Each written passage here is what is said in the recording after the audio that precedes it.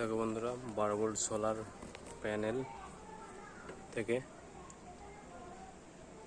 12 volt DC solar controller, এটা থেকে এই বক্স চার্জে বসাইছি। চার্জ হচ্ছে বক্স, দেখছো এই চার্জার।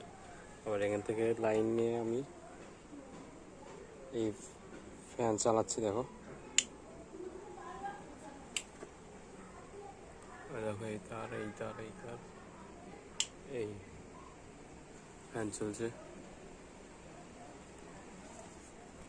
একটা দুটো, আবার এই একটা ফ্যান চলছে। দেখো দেখো এই তার, দেখো কানেকশন দিচ্ছি, দেখো কি স্পিড ভাবে চলছে হাওয়া।